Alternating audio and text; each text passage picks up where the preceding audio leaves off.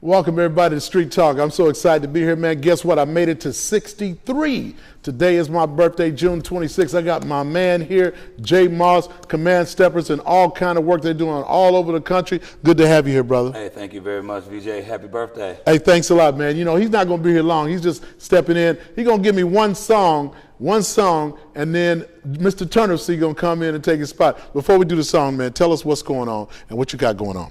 Well, it was a very interesting conversation with yourself. Right out the gate, we're getting ready to put together this crime prevention for stepping. This stepping in the streets.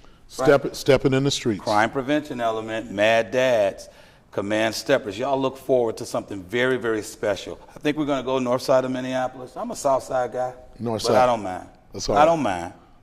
Twin Cities. But anyway, he didn't even tell me it was his birthday, y'all. So I'm feeling a little something. That's right. All right.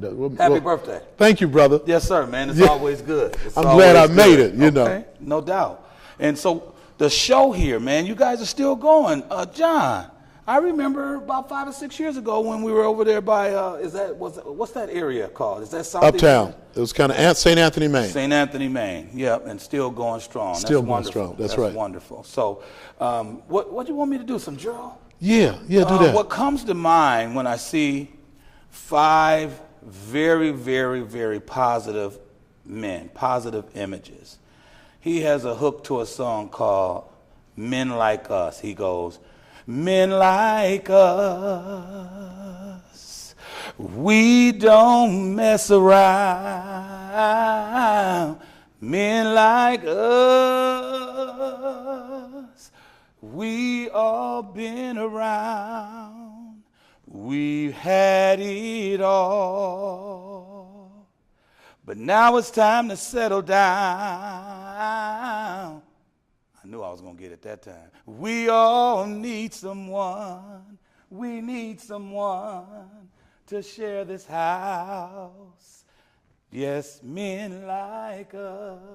That's right, brother. That's right. That's off the cuff. That's out of the blue. Hey. Thank you very much. Hey, if people want to get involved in your stepping, Command Steppers, they want to be involved and want to learn how to step, how do they call you? How do they get in touch with you?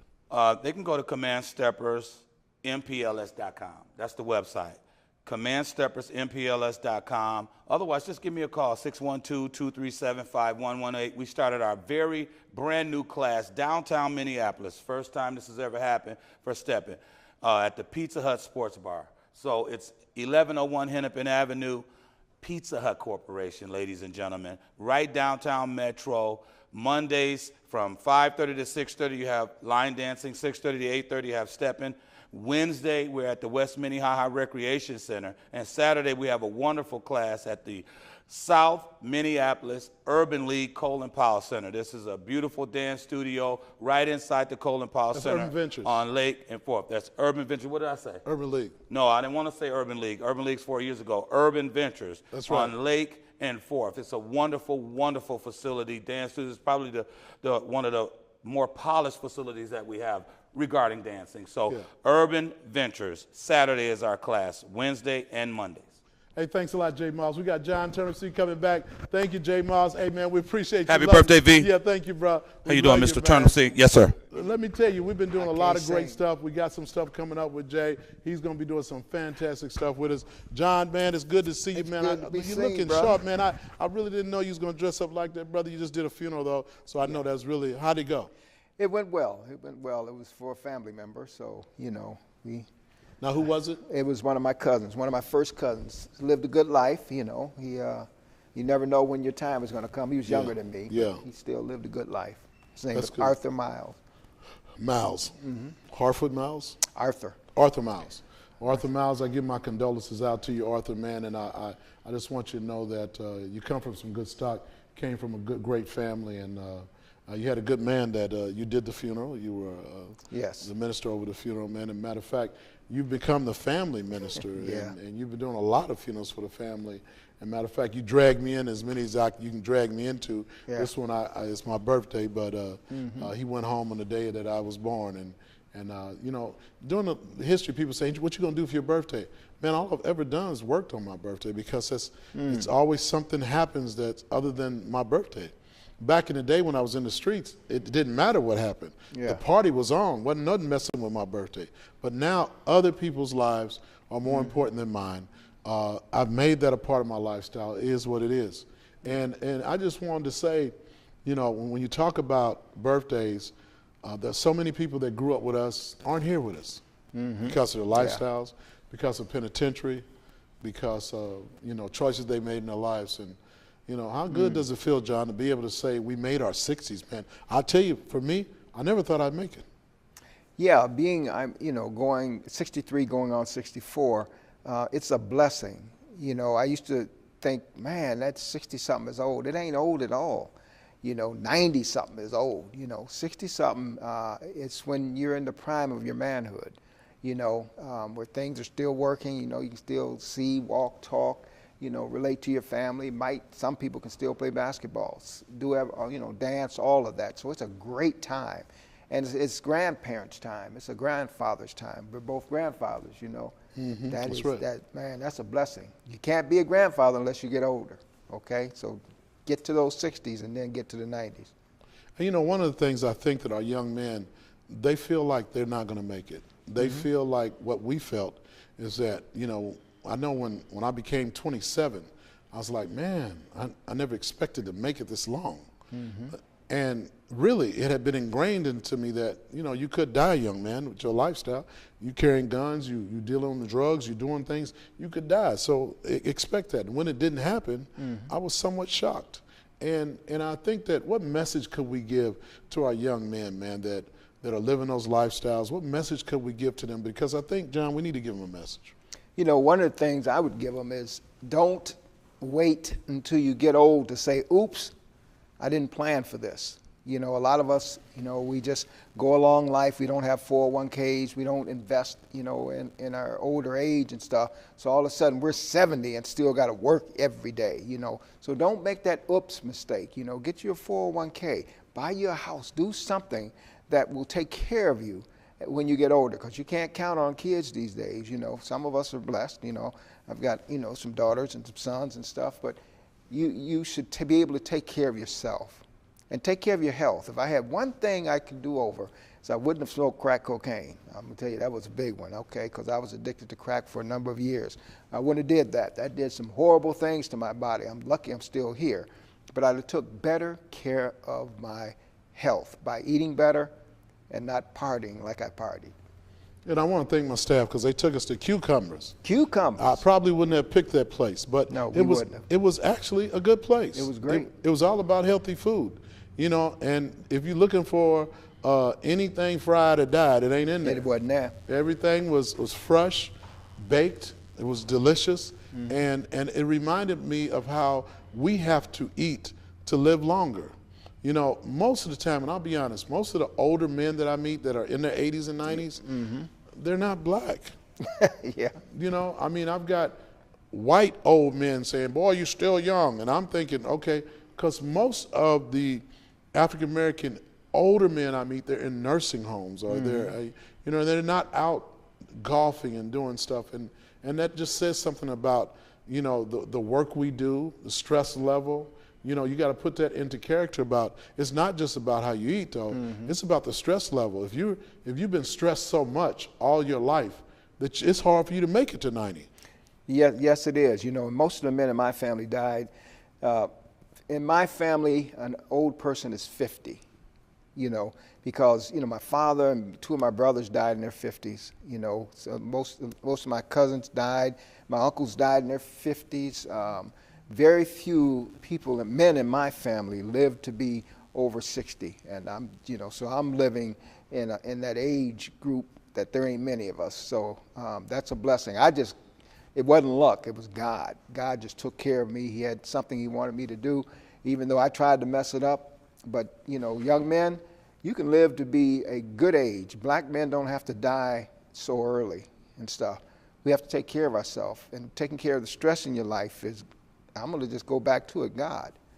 God, if it wasn't for God, I'd be overstressed, have a heart attack, and be dead right now because of the things I've faced. You know, I'm going to tell you a little story that you already know, but I'm going to share it. I remember one time that you passed out in the back of a U-Haul truck. Yep. and there was so much stress on your life, so much anger, so much bitterness. I mean, you was mad at the world. I mean, you was trying to change, but you weren't there yet. And I remember that, man. I said, I don't know if my friend gonna make it, man. Your lifestyle wasn't allowing you, the stress level, the stuff you were stressing about wasn't allowing you, and you wasn't taking care of your body right. And I didn't think he was gonna make it. So I think that was about 10 years ago, wasn't it? It was about 14 years ago. About 14 years ago? Yeah, all that stress. And that was amazing. And you're sitting here today, you was on your way out, but you figured it out. And I'm really proud of you, John. Congratulations, man, on figuring out what to do with here. Yeah, congratulations on figuring out what to do with your life. And that's why other people should be able to look at you and say, if you just change some things, here's some things that you changed. You got rid of people that were stressing you out. You changed the way that you ate. You changed what you did for your body. And you began to get the rest that you needed, and you didn't allow people to add on to stuff that you couldn't handle. And I went to the doctor and got a checkup. Right. And that's what discovered, the problems that were really affecting my body. I thought I was having panic attacks, and it was my heart that was acting up. But I didn't go to the doctor like many of us. We don't go to the doctor unless we broke a foot, broke a hand, or something like that. We run into the emergency room. Emergency room ain't gonna figure it out. Their job is to stop whatever's from hurting, stop whatever from bleeding, and send you back to your doctor. A regular checkup saved my life. A regular checkup from Dr. Semicola. That was his name, Semicola. And no, he was at Southside Clinic. Southside Clinic. And he was an African doctor that specialized in black men's health. Well, North Point helped me out and saved me. Okay. And then I got an all-natural doctor that took me to a whole new level. And so thanks to North Point and thanks to Dr. Lucky at the present moments. So that's what helped me. John, let's talk a little bit about police shooting. Wow. At the incident, I was there. There seemed to be a shooting of a young man. He was 30 years old, and he was shot and killed by the police officer. And it seems that I don't know all the facts yet, but it seems like it's put our city in an uproar once again. And we as a community, I think, are finding ourselves divided in so many ways. There seems not to be the unity that we need to have. But let me say this. I do see some unity showing up, but I don't see us all coming together. And I just want to kind of get your take on it. First off, I want to, say my condolences to Thurman Moore. I know Thurman. That's the grandfather, or the father, the grandfather. I can't remember which one, but I've seen him on TV. And I grew up with the brother. He's a good brother, and he's got some good kids. So I don't know what happened in that incident, but I know the Moore family, come from good stock. I'd say this to the community. Get the facts before you get riled up. Get the facts before you get riled up. When you get the facts, then you have a justifiable reason to be riled up.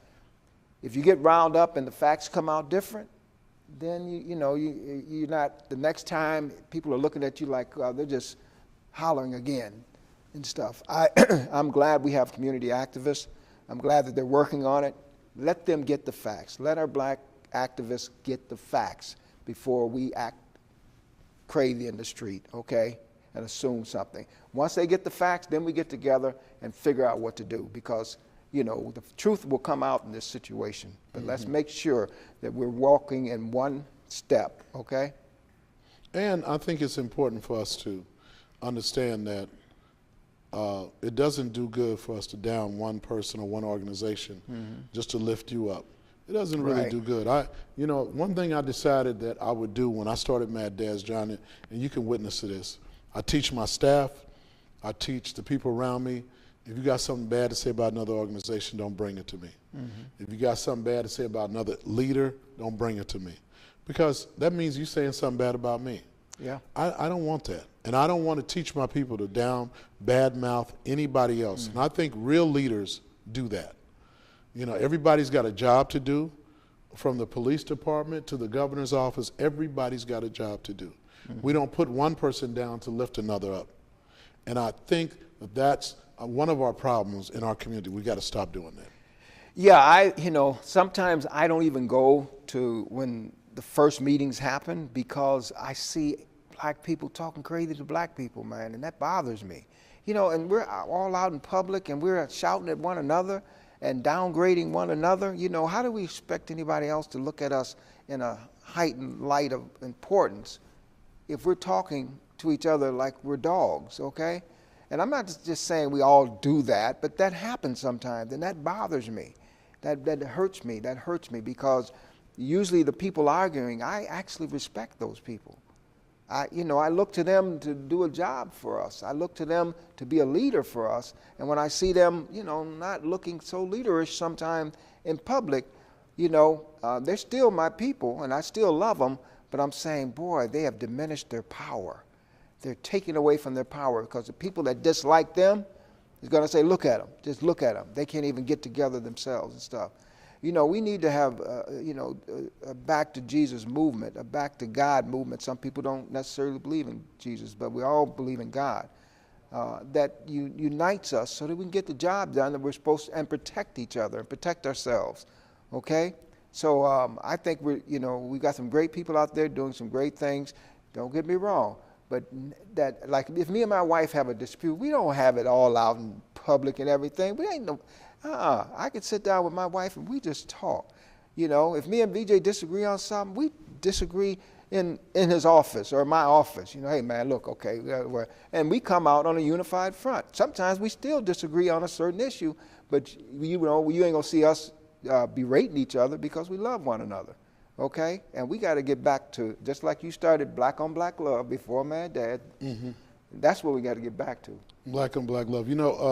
Jay Moss is still here. He's out here, but he's got a song that reminds me of just what we're talking about. Now I don't know what's the name of that song, Jay. That song where you come out, you got the video and everything. When you come out, everybody's dancing, and you talking about the haters. And yeah, what's the name? What was the name? This is for haters. The haters, yeah. Yeah, this is for the haters. And that song, man, is exactly, and I can, every time I listen to that song that Jay Moss wrote, This Is for the Haters, I can see why he wrote it. He wrote it because he realized how much hate goes on in our community that's unnecessary. It's unnecessary hate. Mm-hmm. It's just unnecessary ignorance of hating on each other for no reason. Like, you can still do Mad Dad still does what it does without ever hating on another organization. Mad Dad still grows the way it grows without ever hating on another organization. Mad Dads went national without ever hating on another organization. And we know that if God is calling you to do something, he's not calling you to use hate. He's calling you to use love. Oh, absolutely. And it's, I have very few enemies, very few, I used to have a lot of them, but some of my enemies started to be my friends, because they seen that I had changed as a person, okay? And so you never know when that brother that you're arguing with, that you will need that brother or that sister one day. You never know that bridge that you burnt down with another human being might be the bridge that could save your life. You never know, who you will need to call on in time of need, okay? So, every time you make an enemy out of somebody, you make an enemy for yourself, okay? You make an enemy out of somebody, that person and stuff could be the very same person that could destroy you. And so I say, if you can, God says love our enemies, okay? He said that for a reason. Don't have people having a reason to hate you, okay? So make them have a hard time hating you. Make them have a hard time saying, you know what? Oh man, I don't like that brother. I don't know why, but man, I don't know what to do with it. Make your haters just twist around in their own bodies because they can't figure out how to hate you. That's what I try to do, and I'm being pretty successful at it. Well, what I know for sure is that love always outdoes hate. So anybody that uses hate as a tactic is always overthrown by love. So many people are working behind the scenes right now. to build the bridges of love after this shooting. Now, I'm really excited. I've been on the phone, man. I got calls late at night, like 1 or 2 in the morning, people that are saying, here's what we want to do, here's what we want to do, here's what we want to do. And what do you think, VJ? What do you think? And I love the fact that people call and say, what do you think? Because that means that I'm in on the process. Not, here's where we're going to be, can you guys show up? That means I wasn't in on the process. I want to be in on the process of figuring out what to do with my people. Put me in on the process. Put me in on the movement of how we can change our people. Our people are hurting. When I seen a woman take her son up to the police and say, that's what's going to kill you. He was only 4 or 5 years old. And he's standing there looking at his mom say, this is what I want you to watch out for. This is what can kill you. You see what can happen? This, and she's just screaming at the top of her lungs. And there was another sister that said, don't do that to him. No, I need him to know. But she needs some help. Because I understood what she was saying, and it wasn't the time to intervene then because she was so angry and so bitter. But she needs some help. For her to think that every officer is going to kill her son, something's wrong with that. To think that every officer could possibly kill her son, is something wrong with it. Yes, I admit, we got some officers that don't need to be police officers. We got some sheriffs that probably don't need to be sheriffs. We got some people that don't need to be in the field they work in, nurses and lawyers and doctors, but not all of them are bad. Yeah, I personally know Chief Arredondo, and that man is a good man. We are very fortunate to have a man like that, but he needs our support, okay? Because he'll let us hold him accountable. That man, he's out there, he's trying to listen, he's trying to hear what's going on. When he hears about stuff, he jumps on it right away. I'm a big advocate of Chief Arredondo, okay? And most, I've never, me and the police have a long history, and it ain't always been good. I just say, can we get behind this brother? Just like when Obama was in office, African-American people, sometimes when we have a leader in place, let's give that leader a chance to do something. Let's get, and I think, so far, I think he's been doing a marvelous job. I'm not an activist. You're not going to see me, that's not my role. I stay in my lane. I'm a minister. I'm a person that helps families and people and things of that nature. That's my lane, So I'm glad when those brothers are out there advocating for us, because, you don't realize it, but when something bad happens, there's certain people that always show up because that's their role. That's their lane. That's where they need to be. If they don't show up, ain't nobody showing up, okay? Ain't nobody showing up at 3 in the morning in the wintertime when something bad has happened except certain people. So support them, let them do their job, and amongst that group, y'all stop arguing with each other, okay? If y'all ever came in a united front, y'all would be a force to reckon with. I realize mean force to reckon with, and I pray for you daily. Thank you for your work, though. Yeah, I do too, and there's some of the officers that grew up in this town and just want it to be a better place, man, and they want more than anything for our kids to grow up safe, for our communities to grow up safe, and we really need to acknowledge those officers that are doing their best to make our city a better place. I could never in my lifetime be anti-police on every officer, but I can say that we do need to take care of those that look out for us, protect those that protect us, and those that don't have our best interests, we need to deal with them in a way that they need to be dealt with. And we need justice for any homicides that are done to our people that aren't fair, that aren't just, that aren't called for. I agree with that. Yeah. That's something we need to do. And we got like 4 minutes left, John. And anything you want to say about VJ Smith? It's his birthday. He's excited. About anything you want to say about a brother, man? Because take the time. Say something about a brother if you want to. Well, VJ is everybody knows, has been the go-to guy. I don't care what nobody says. If you're in trouble and you're hurting, people call VJ. That's what they do.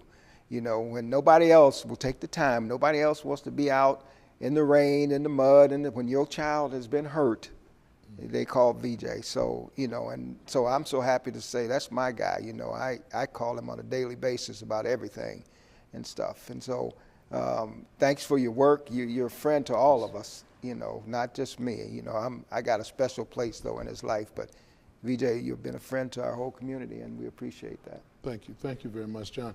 And so John's got the book out. He's got the movie out. You're doing speaking engagements all over the country. Yeah. You have been doing some pretty extensive traveling. What's going on next for you? Well, they won't let me in Australia. Australia told me that with my criminal history that I can't come in. I've appealed it and everything because the Australian people want me to come down there and do a pretty big deal for them and speak at a kickoff of a prison ministry.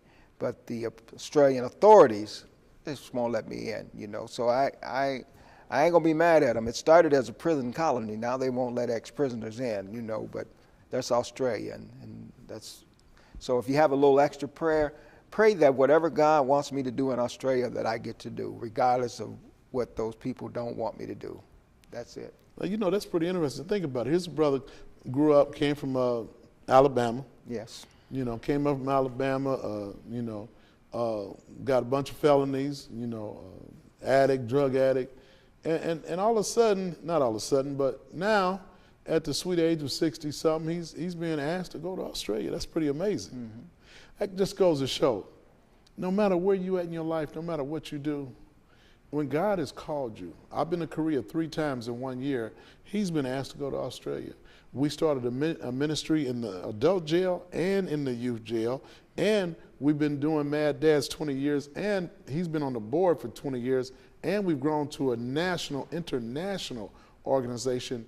With all the stuff that we've done, God has blessed us to do what we're doing right now.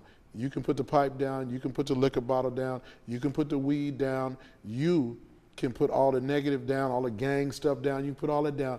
Be a father, be a role model, be a leader in your community. If me and John can do it and J. Moss can do it, then you can do it too. Any last words, man? 52 seconds left, bro. What you think? I woke up black and was very happy to see that I was still black. I think being black is one of the greatest things God ever did for me. So be black and be happy.